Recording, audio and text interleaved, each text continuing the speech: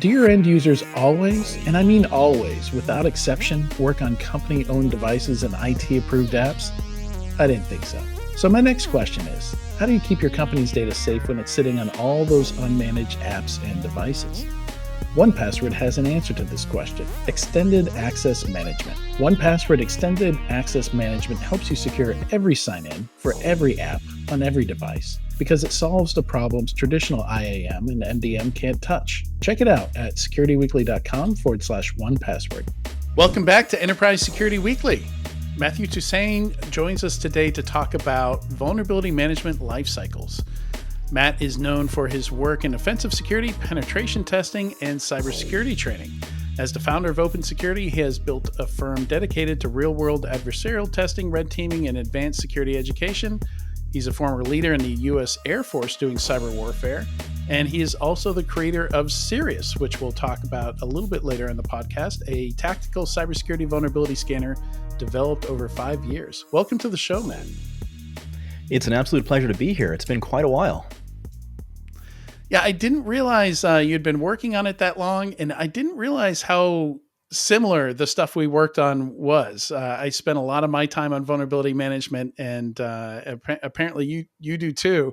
In fact, I don't think I even realized we were both at IANS until just a couple months ago, even though we had worked together before at CRA. We did, yeah. I've actually been a big fan of your work on vulnerability management. I remember you writing all of those comparison blog posts back in the day on Rapid7 and Tenable, and product gave reviews, all of those quite a bit of perusal. Yep, absolutely. Oh, nice. Somebody read them. Yes. Absolutely. Yeah, they were a good read. I mean, as a content creator, it's one of the most frustrating things is if there's not like a feedback loop in some of the stuff that you create. Like that's one thing I love about IANS. I feel like I haven't completed a project at IANS until I've gotten a score or something like that, right?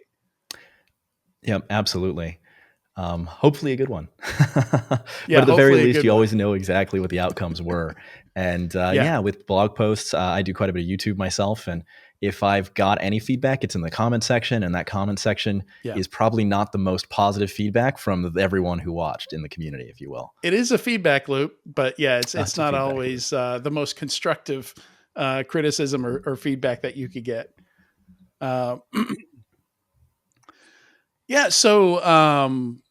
Jumping into this, it's interesting. Vulnerability management is the bulk of the calls I do with IANS, the Ask the Expert calls that they have. So I do a lot of advising companies. I love it because I feel like it's my reality check, because we just got done talking about AI and AI safety and stuff like that. And still somewhere out there, you or me are next week going to talk to a 80-year-old company that's just run their first vulnerability scan and are just absolutely freaking out about all the fact that they have 8 million criticals, right? on that vulnerability scan. And what do they do with it? So let's kick off. Just talk a bit about these assessments that you do. You do vulnerability management lifecycle assessments, and what I'm curious about is where do you start and where do you end with vulnerability management? Because it touches so many other things, and there's so many other groups you depend on with vulnerability management. Absolutely. No vulnerability analyst ever patches something, right? That's 100% correct. Yeah. So when we're doing these kinds of life cycle assessments, if you will, what we're really solving for organizations is this fear, uncertainty, and doubt that they have around their vulnerability management program. Because I think you nailed it right there when you're talking about vulnerability management's a bit of a mess in a lot of organizations, and that's because nobody's really come in as a secondary third party who's seen tons of other vulnerability management programs. We tend to hold these a little close to the chest, if you will, and then said, hey, here's where you're actually. Here's where you're aligning with the Joneses, for better or for worse. And here's the things that you could do to improve. But if we're looking at it from the perspective of vulnerabilities in your environment, they live for a certain period of time. You find them and then you do something with them. Hopefully you process them, and then ideally they get remediated by somebody, not the information security professionals typically, but we Mhm. are the line level people from a security perspective on remediation. So if we're talking about alternative remediation, compensating controls, mitigation strategies, vulnerability management is still going to be very heavily involved with that. And that's also true on the discovery side, because on vulnerability management, you're perhaps not doing in VM directly the discovery of vulnerabilities. Maybe that's being done by vulnerability assessment group inside of the organization, or a third-party vulnerability assessment group. Maybe your penetration testers are also doing a lot of that. For some organizations, that might actually be owned by the vulnerability management function, which makes a fair amount of sense, because if we really think about vulnerability management as managing vulnerabilities when we discover them, processing and handling them throughout the program, and then closing them out at the end, then you want to have that kind of authority and control over the different phases that vulnerabilities take within your environment. And I think that the middle phase is the one where I see the most organizations having problems, if you will, that processing phase. Because what does processing vulnerabilities really mean? I've seen tons of organizations where we go in and we evaluate their program, and they're processing vulnerabilities in 3 parallel lines. They've got, Insight VM, and they're doing all the vulnerability management of the findings from Nexpose inside of Insight VM. But then they've also got Wiz and maybe Acunetics, and they're pulling that stuff into Brinca, and they're moving it from Brinca into Exonius or RSA Archer, and now we've got all of these different tools in Or the Excel. mix. Or Excel. I didn't want to say Excel, but Excel is excellent for vulnerability Yeah. management. At least if we look at the top tools in use in VM, Excel is probably number one. But yeah, It's I can't Brinca's even begin top to say competitor, right? is Brinca's top competitor. I think Brinca is Excel's top competitor, actually. There Um, we go. but Works but both yeah, ways. at the end of the day, it's those kind of things where you can point at it and say, hey, this stinks, and there's a better way. Here's all of the other options out there. And we even have in the open source world a fair number of options that are reasonable, like Defect Dojo. I've been rather pleased with from OWASP as well. Yeah. Yeah, I've heard a lot of good things about it. Yeah, so let's outline some of the problems that you're finding most commonly, like the stuff you're having to correct. Like when I talk to folks, it's often it's just too much data. It's Yeah. the prioritization piece of it is a common one, but also like relationships between the team doing vulnerability management and the asset owners. Yep. We keep telling them to fix stuff and they don't fix it. So interested to hear Heard that from you, before. like what are the most, like the top 5 things that you go in there? Because some of it sounds like just workflows, right? Like Mhm. there's just a better way to get the data from point A to point B. But I guess if you zoom out, like what are some of the larger issues that you find yourself helping folks out with? Absolutely. Yeah. So there are a ton of really common issues. Most organizations will have some level of these issues. They might be extreme, they might be little, but there's some level of the issue in general. Relationship between patch management and the security team, right? Sometimes patch management is saying, hey, look, you're giving me a lot of false positives. So you're saying I'm not fixing things, but they're false positives in the first place, or secondarily, I did fix them, and your scanner is wrong about that thing happening. On the other hand, you have it with the security team saying, patch management isn't actually fixing the issues. And so we've got tons and tons of vulnerabilities that we have to process. And how can we find the time to process the tons and tons of vulnerabilities when if, patch management just did a very easy, run of the mill standard operating system patches across the environment, we would drop, the number of vulnerabilities we're dealing with by 60%. And then we could have the effort and time, available to do that kind of work. So it's this chicken before the egg kind of situation, but it's a very, very common problem. And your organization probably has it. Either it has a really bad problem with it, or it has maybe a mild one, but it's very rare to find an organization that's got that locked down. Other issues, I think that if we keep drilling in on the scanner, you find a lot of problems with vulnerability management programs. Because if you look at your scanning vendor, this tends to be the first tool from a VA VM perspective that organizations start with. That's going to be like your Tenable, your And Rapid7, Qualys, perhaps, infrastructure those kind of scanner, tools. right, is kind of how I think Yep. of them. Yeah. Yeah, I generally use the term general purpose scanner, but infrastructure scanner is exactly Mhm. right. And the problem that you saw with something like Equifax is Equifax. A lot of folks don't realize it, but I know we're going way back in the day with Equifax, but they did scan the vulnerable application, and the scanner Yeah. Qualys didn't find the vulnerability. Now, why did Qualys Yeah. not find the vulnerability? Because it's not really an application It's specific not vulnerability designed scanner. for that. Exactly Yeah. right. And so tool SCA selection is didn't a pretty exist core yet. component. SCA didn't exist yet. It absolutely didn't. But Acunetics Yeah. finds that thing pretty quick too for a struts vulnerability. I mean, I'd be surprised if Acunetics couldn't find a struts vulnerability, but tool selection really, really important for vulnerability management programs as well. Budgeting, I think that vulnerability management programs are almost always under-resourced from a human perspective. And in a lot of cases, they might be over-resourced from a technology perspective. And that's really, really dangerous. I was talking to an Say organization that again. recently. I need you to run that by me again. The under Absolutely. resourced, over resourced, because I feel like that Yep, was under important. resourced from a human perspective and over resourced from a technology perspective. Now, sometimes they're just Mm. under resourced, but what you might have is you've got an organization, maybe they're a big organization like Visa, and they just say, hey, I'm going to go to Gartner. What are all the things in vulnerability management that I could purchase? They buy them, they put them on the shelf, but they have a vulnerability management crew of 3 people. You add another solution, and that 3 people have to manage, and you've just got more problems coming up. I know exactly what that feels like. Yeah. So I think that's 4. Let's see. What's a fifth one that's good? Oh, risk calculation. Yeah. So customized risk calculation is really, really useful for a vulnerability management program, particularly when we start trying to make them much leaner, more automated in nature. But if you're not funneling all your vulnerability data through a centralized source, you might be doing risk calculation with VPR in Tenable. You might be doing just straight Mm. CVSS scores when they pop out of, oh, I don't know, Orca or something.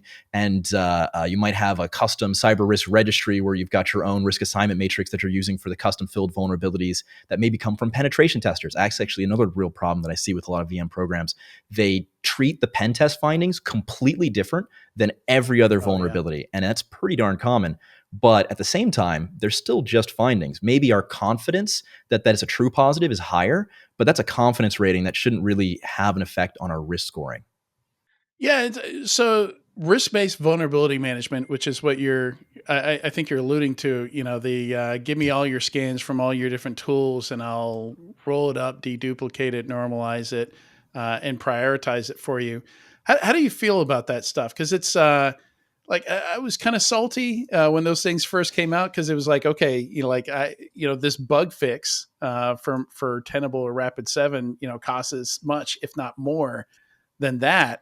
And still, in some cases, I would still have to pull it out into Excel to answer questions. Like my biggest, and just to throw a story out there, I was using Nexpose. It was 2011. It was the last time I worked on the enterprise side.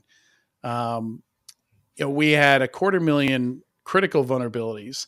And in trying to figure it out, so Risk.io was new back then, which rebranded as Kenna Security and got acquired by Cisco, and they helped a little bit, but I still had to pull it out into Excel to find that like 97% of those 250,000 critical vulnerabilities were because we had a really old version of Java and the Java browser plugin across like 2,000 hosts. It was part of the gold image, and we had it because one department needed to use a real estate website that had a Java plugin on the site, and it didn't work with newer versions or something like that.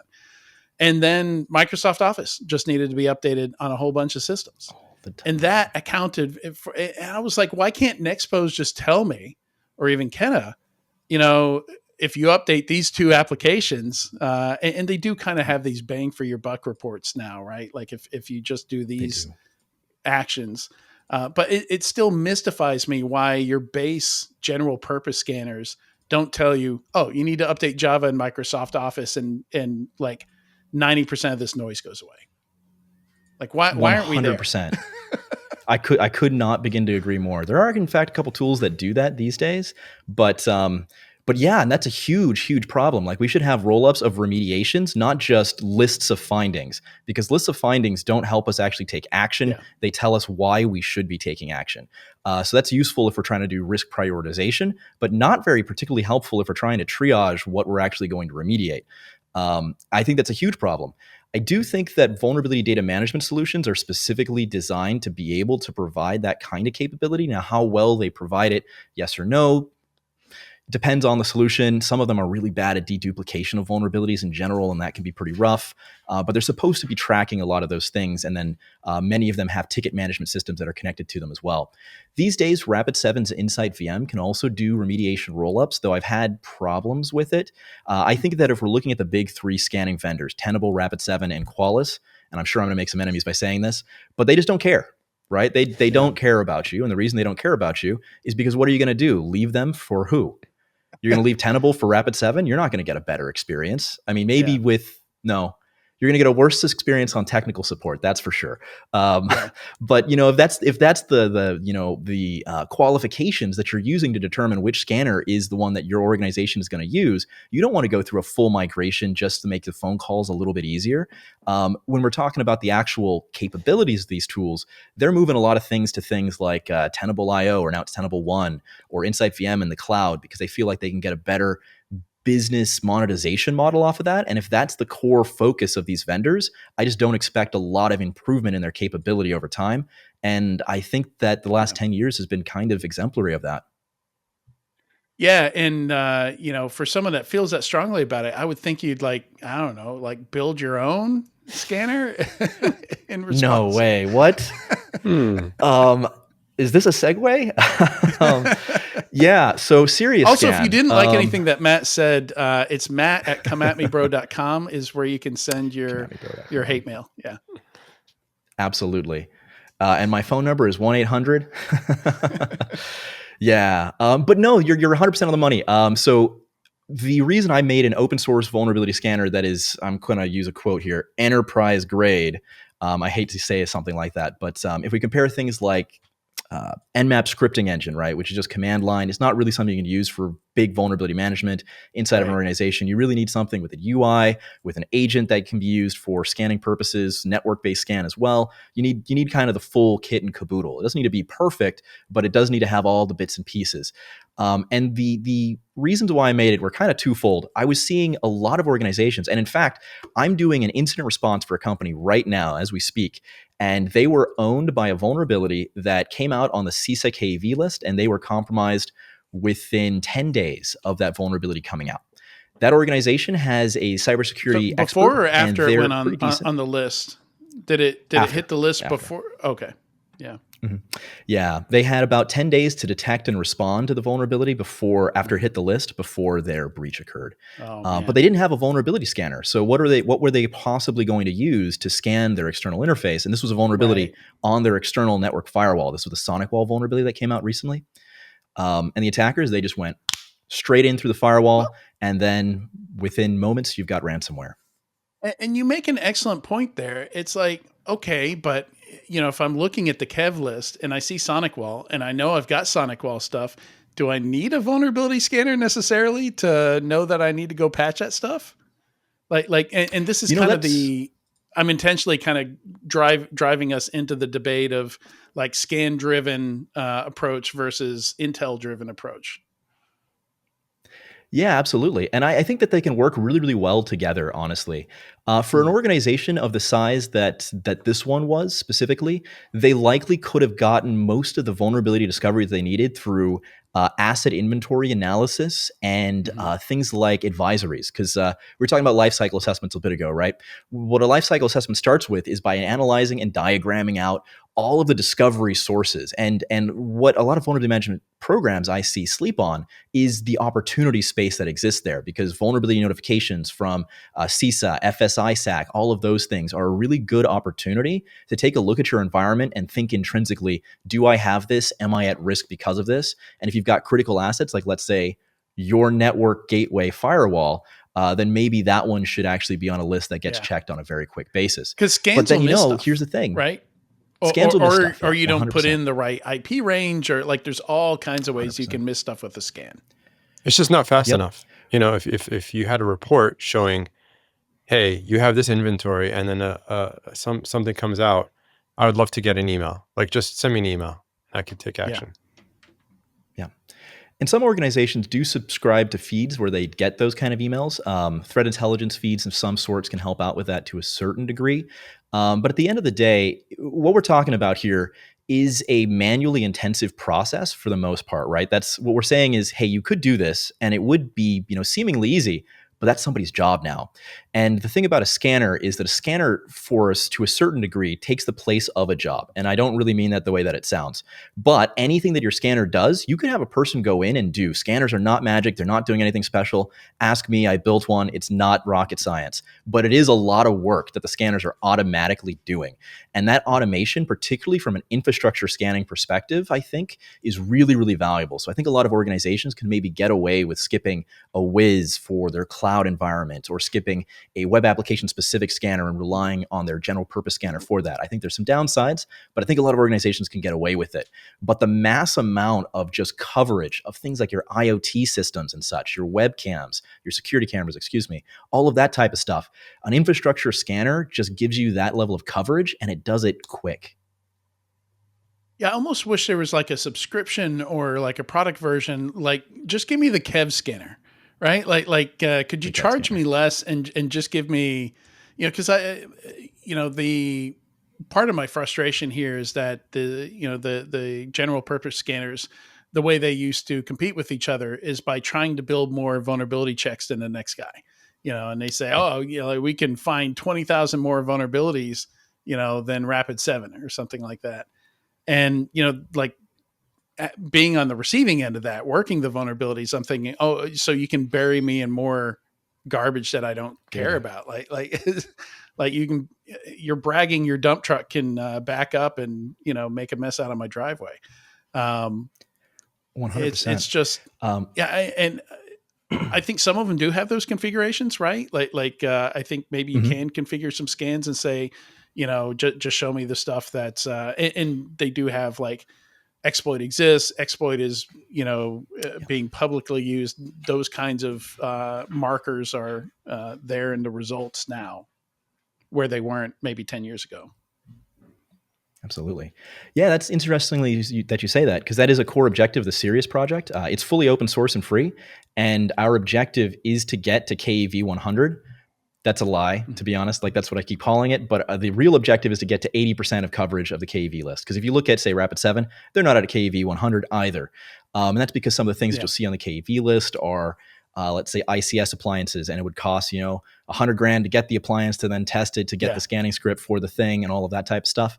But that's the goal. And so if you can have an open source tool that is easy to use, comes with a user interface, and even has agent-based scanning for your authenticated needs, whatever that might be, that you can just set out there and is going to give you, 80-20 coverage of your vulnerabilities, particularly focused on the high threat ones with, say, is there a Metasploit module available for it? Is there a KV, the vulnerability intelligence indicated ones?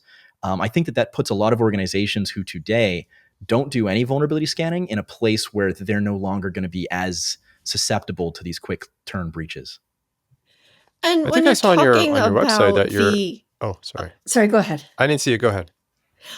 When you're talking about all these alerts, when you're talking about all these findings, one thing that constantly comes up is prioritization. How can companies gain the trust, or how can vendors, whether they're open source or paid or whatever, gain the trust of end users when there's so much, blanket or generic or non-tailored type of prioritization? What should they be looking for? How can they accurately assess? I mean, by very nature, people are going to be skeptical because, as Adrian alluded to early in the conversation, a lot of these vendors, especially the, for pay vendors, judged their efficacy and sold their, promise on, we find the most alerts. And Yeah.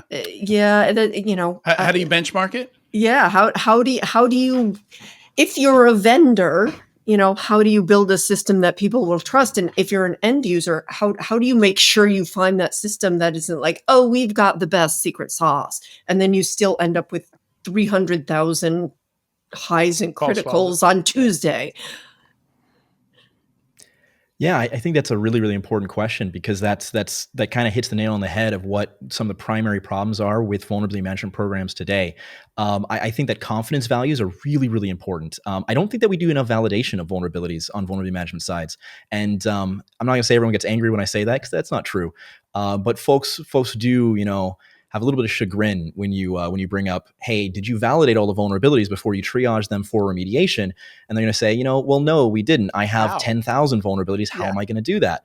But there's a lot of ways to do validation. You could do second opinion testing, for example. So if I'm doing an authenticated scan, guess what? For me, I'm going to 90% of the time look at my authenticated scan and say these are either all false positives or they're all a lot lower risk than they actually are. And so if I'm taking things that I'm already 90% confident are not important and just handing that straight off for remediation, that's my fault. It absolutely is. And so what do? I could use another scanner to try to validate those findings. And if I have two scanners, second opinion testing going on here, then I might have not low confidence that these scans are actually true positives, but I might have moderate confidence. And I think that this is the thing that a lot of organizations are sleeping on. We want to have perfect confidence. We want to have knowledge that this is or is not a true positive. We're looking at this as if it's a Boolean response. And that's just not how we should be thinking about things. Because if we look at our bottom 50% of vulnerabilities, guess what? Low confidence is probably acceptable for the bottom 50% of vulnerabilities because we weren't going to triage those for remediation this cycle anyways. What about the top 50%? Well, maybe we have a moderate confidence requirement and we should do second opinion testing. For our critical vulnerabilities, maybe we have a high confidence requirement for those, and we want to do manual validation or replication testing on those kinds of findings. I think that validation is really key to this. Yeah, and it's funny because we call it, a lot of time risk-based vulnerability management, and people misinterpret the term risk, and there's always some sort of acceptance when you're talking about anything risky.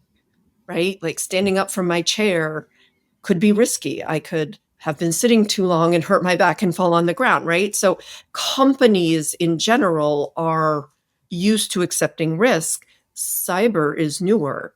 So cybersecurity feels like risk isn't acceptable, but businesses are much more acceptable with all kinds of market risk, product risk. Yeah.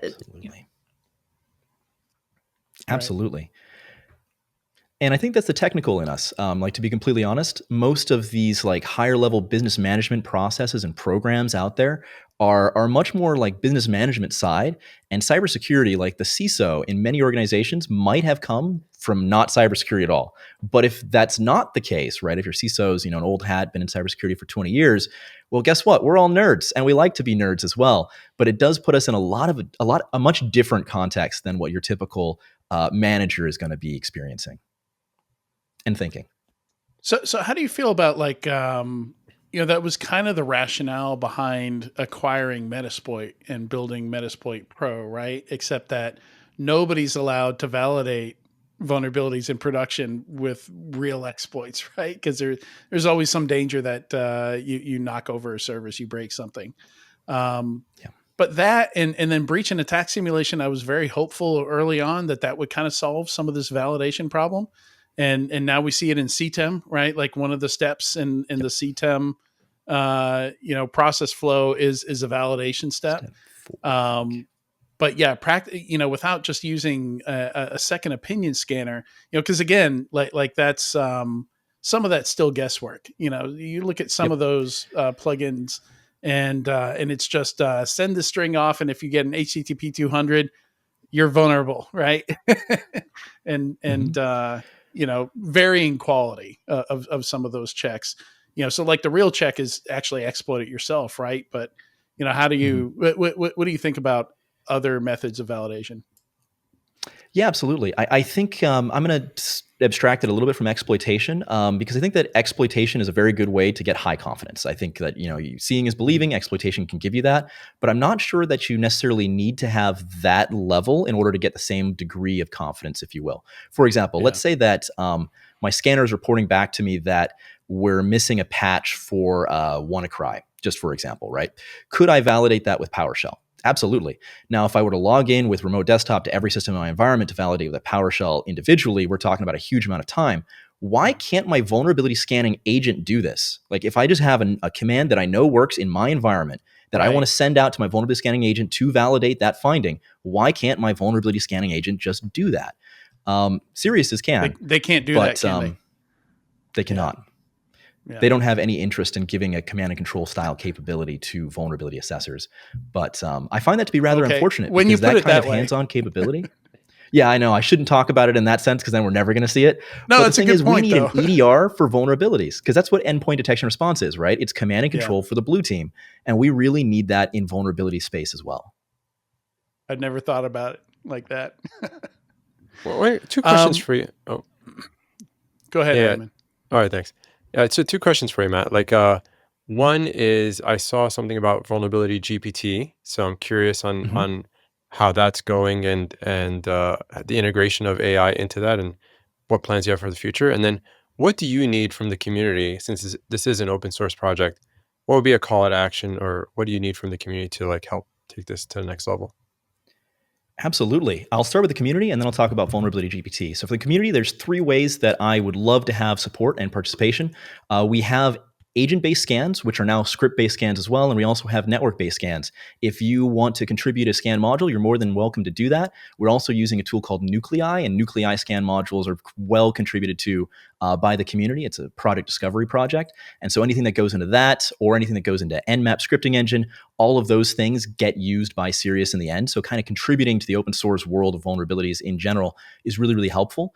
Another thing is that it's rather difficult to test your scanner in all kinds of different environments. I run a penetration testing firm, so I've got a little bit of a level up there, but I'm definitely looking for beta testers for the tool as well. So if anyone's out there who'd love to just download it, run it, it's free, see if it works, give me a bad review afterwards. The bad review tells me what to fix. So that would be super helpful. And then on the vulnerability GPT front, keeping up with the Joneses. So one of the biggest problems with building a vulnerability scanner is that Nexpose, Rapid7, Tenable, Qualys, you name it, they've got decades of having built modules that they're riding on. And so that's a lot of, not necessarily institutional knowledge, but that's a lot of IP. And so for an open source tool to try to catch up to that, that's rather difficult. With Vulnerability GPT, the first piece of it was to create a vulnerability database that isn't just the NIST CVE repository, but is much more holistically enriched, if you will. And it uses retrieval augmented generation, search engine grounding, does a bunch of research. I should probably switch it to be using Perplexity at this point because Perplexity is pretty awesome.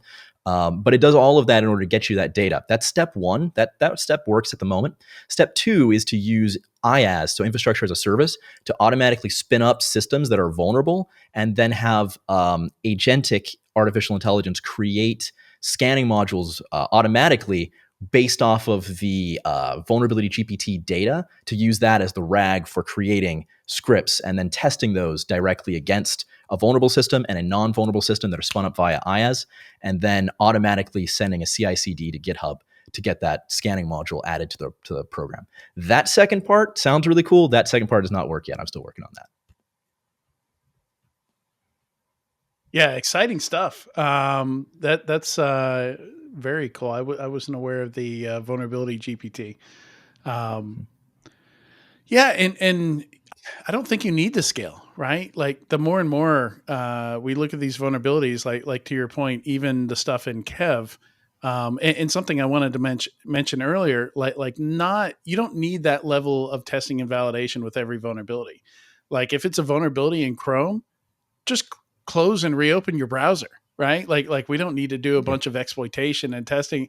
Like what's the cost of patching, right? If the cost of patching is have all your users close and open Chrome, I don't even need to go through that whole rigmarole, all that process if it's cheap, labor wise, computing wise.